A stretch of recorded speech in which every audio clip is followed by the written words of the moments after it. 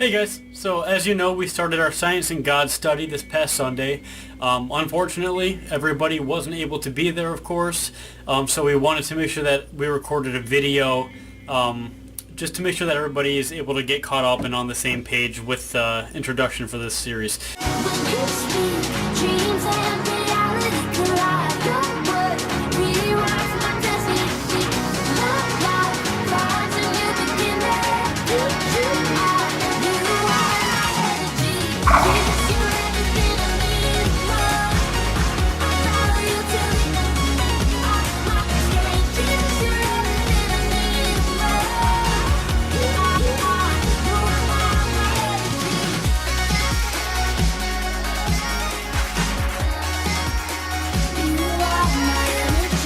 So this introduction week, we're primarily just doing a discussion so that we can get in the mindset of thinking about these concepts.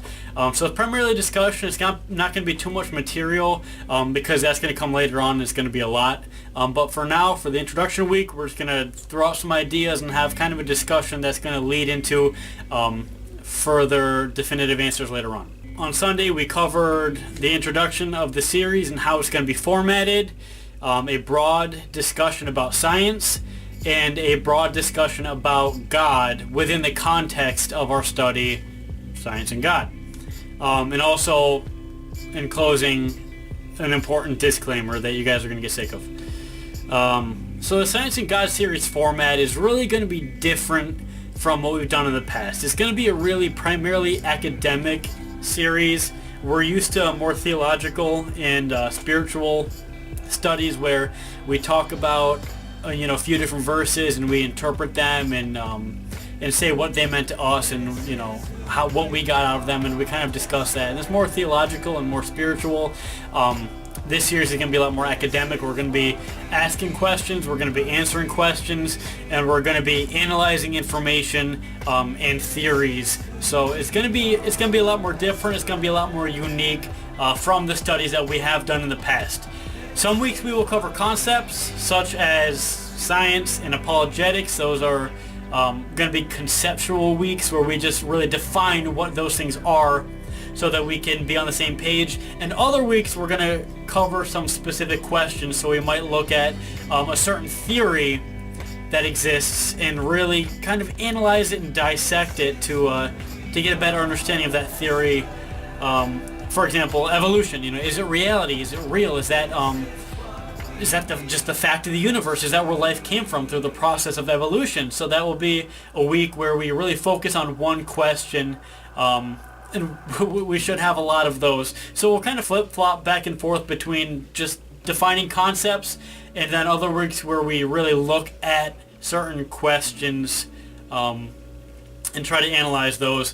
I will do my best to let you know in advance what we're going to be doing for the following week. So I can tell you for next week, we're going to be really defining science for the rest of our series. So today we're kind of just going to be discussing it and throwing out some vague general ideas of what science is.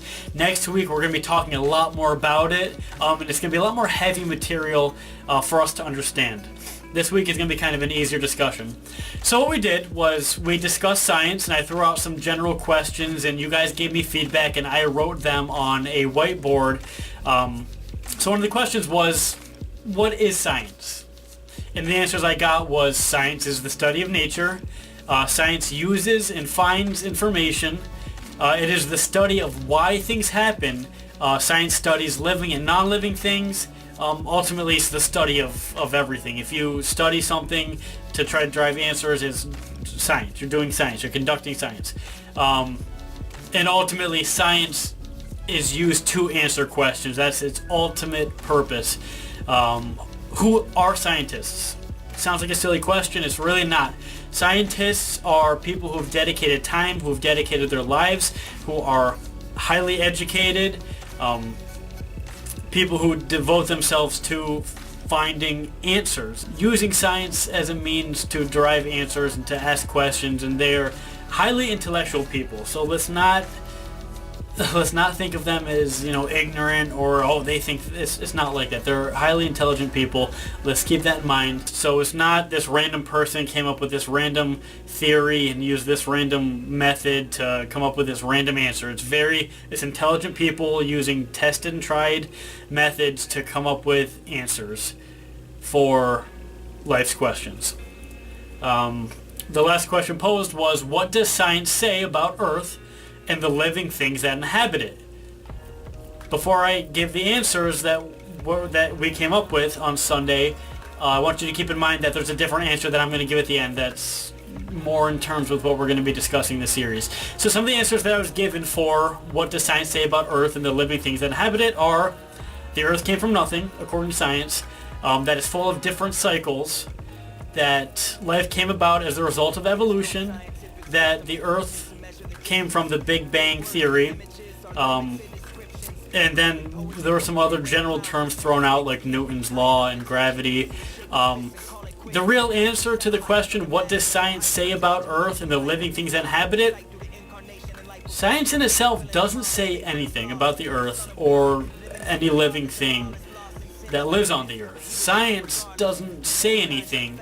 Man has to take science and the information derived from scientific methods in order to come to conclusions to answer questions that we have posed. So science doesn't say anything on its own. Man has to take it and interpret it to find answers, and that is an extremely important point for us to understand in this series. Science relies on man's interpretation of it to come to conclusions. Then we discussed God. Who is God? He is almighty. He is the Alpha and the Omega, the beginning and the end. How does God communicate with us?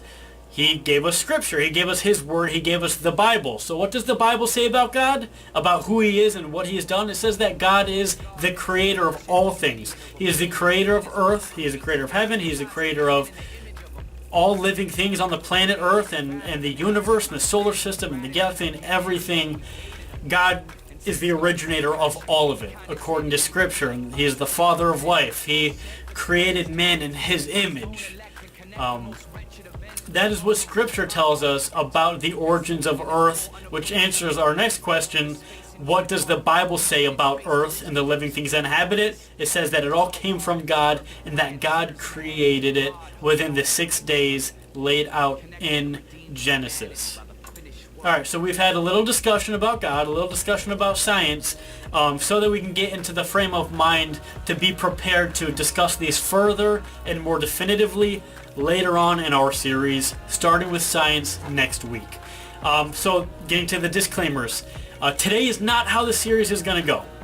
We're not going to get there and just have an open discussion and not really cover anything but just kind of talk about stuff. That's not how the series is going to go. What we've done is we've really started the process of laying down the foundation for this study. The real content is coming later. It's going to be heavier material. It's not going to be as open-ended. But it is extremely important that we lay down the foundation before we go forward. It's going to take a couple weeks, but we all need to lay down the foundation so that we're on the same page, because the concept of science is really broad, and there's so many different areas of science that you can have different thoughts on what science is, and if we don't really come to a mutual understanding of what science is for this study, we're going to leave confused, having misunderstandings, and not really getting what this study is going to have to offer.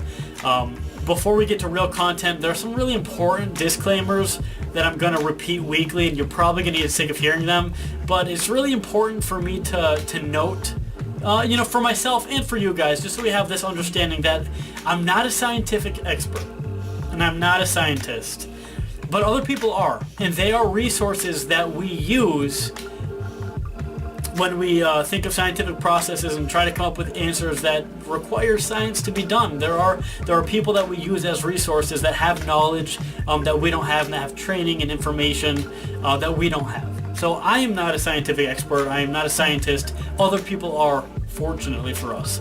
I do not have all the answers. So a lot of times I will say, I don't know, you should look into it and let me know what you find, or I'll say, I'm not sure, let me look into it, and maybe we can take a Sunday to discuss this, because that was a great question that you posed. So if you ask me something that I don't know the answer, I'm not going to grasp at straws. I'm not going to try to come up with an answer. I'm just going to flatly and just plainly tell you I don't know. But let's look into it. And I'm hoping that you'll come with questions, which is my next point. Be open to asking questions in this series. We have a habit of going to church and just being very agreeable and just kind of going along with whatever's said. But for this series, we're going to rely on questions. We're going to have to question different things. And it's not a form of spiritual weakness to ask questions, especially for this series. You probably have questions about some things that the Bible claims that you just have been iffy on, that you're not certain of. Let's get those out in the open, because there's probably other people who have the same questions. So those questions are really going to drive this study as we get further on and start discussing different theories and concepts. So be open to asking questions, and don't be afraid, and don't be embarrassed, because it's what we need, and it's valuable. It's so valuable, so don't hold those things in. So those are my main important disclaimers that we need to keep in mind on a regular basis. There are going to be more later on. So in closing, every week is going to build into the next week. So try to make it, if you're able to, each week. You're not going to be able to make every single week. You're probably going to miss one or two here or there. That's fine. That's why we're going to do recording videos. But if you do miss a Sunday, please make sure that you watch the video so that you can keep up and so that you're able to know where we are. For example, for next week, we're going to be more definitively covering science.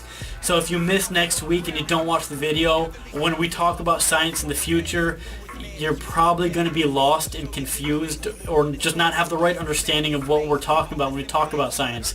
So even if you're not able to make it on a weekly basis, please watch the videos. And I would love it if you're able to make it, because your guys' input in our discussions is extremely valuable. I loved the input and the feedback that I got during our discussions on the first week, and I would love to continue those. Plus, I want to hear your questions. And it's a lot easier for us to have a discussion, to answer questions, and to get into things if you're there in person. I have a bad metaphor, okay? So in comparison to the material that we're going to be getting into and going to be covering, we're really just beginning to touch the water with the bottom of our pinky toe in preparation for swimming in a vast ocean. It's a really bad metaphor, but the concepts we're going to be covering are really an ocean. They're extremely wide and they're extremely deep, and we're just barely touching the surface. So please don't look at today and say, well, we didn't really cover anything. It was kind of shallow. We just kind of talked.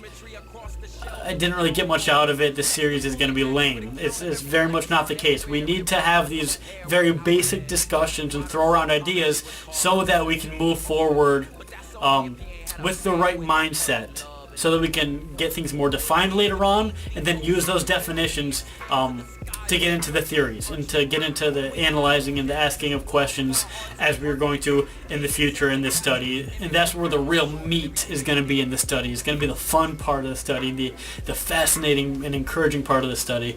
Next week, we will be establishing a little bit more, well, let me say that again, a lot more about science, about what science is and about what science isn't. So that we can move on having a more unified understanding of what science is. We will also be looking at misconceptions and misunderstandings about science, and we'll really try to put science in its rightful place. Meaning that science isn't the enemy of the church. Science isn't something that as Christians we need to be afraid of or we need to feel ignorant about. It's just not the case. So we're going to discuss more about science in a way that might surprise you. Thank you guys very much for taking the time to watch this video.